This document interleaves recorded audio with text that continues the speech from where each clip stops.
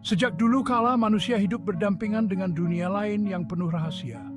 Dunia ini yang kita sebut alam jin itu beda dengan dunia kita, tapi tetap ada hubungannya dengan hidup kita. Alam jin itu bukan cerita bohong. Ceritanya ada di kitab suci dan diceritakan turun-temurun. Di alam jin tinggallah makhluk gaib yang terbuat dari api. Jin punya kekuatan dan kelemahan, dan mereka bisa berhubungan dengan manusia dengan berbagai cara.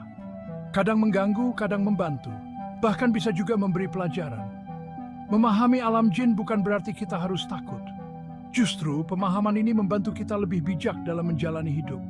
Kita diajarkan untuk selalu waspada dan menjaga keseimbangan antara dunia kita dan dunia gaib.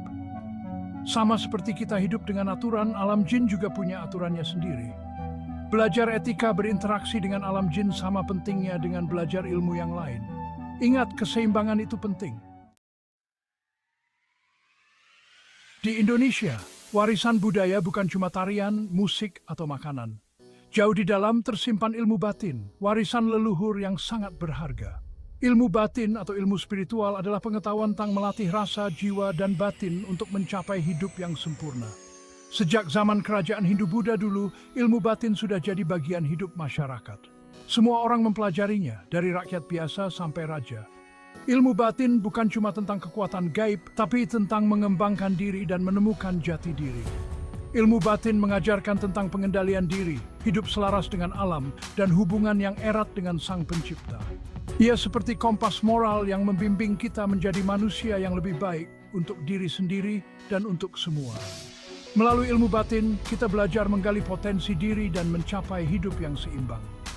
Sayangnya sekarang ini, ilmu batin sering disalahartikan dan dikaitkan dengan hal mistis yang menakutkan.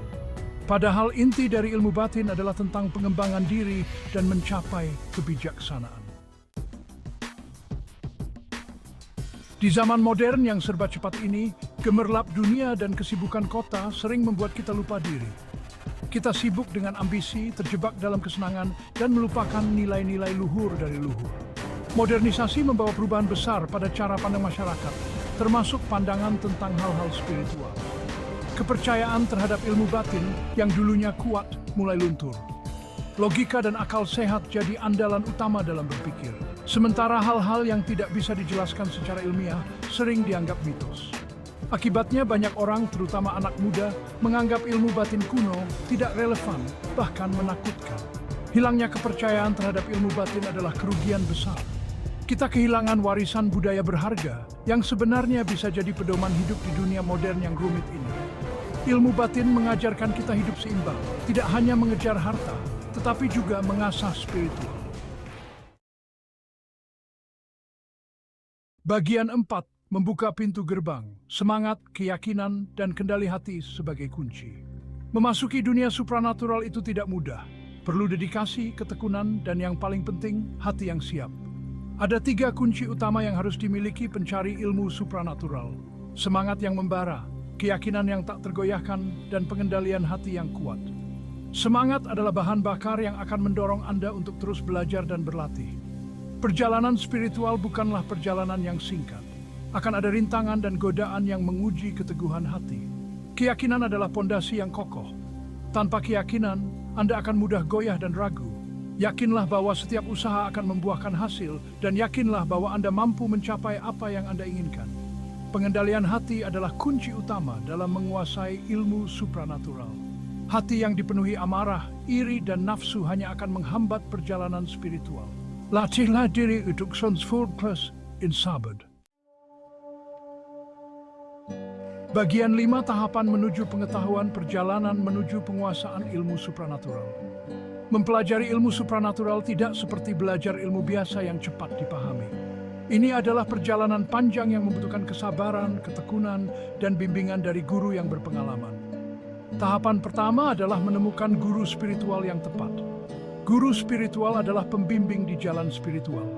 Ia akan mengajarkan dasar-dasar ilmu supranatural, memberikan latihan-latihan khusus, dan membantu mengatasi rintangan.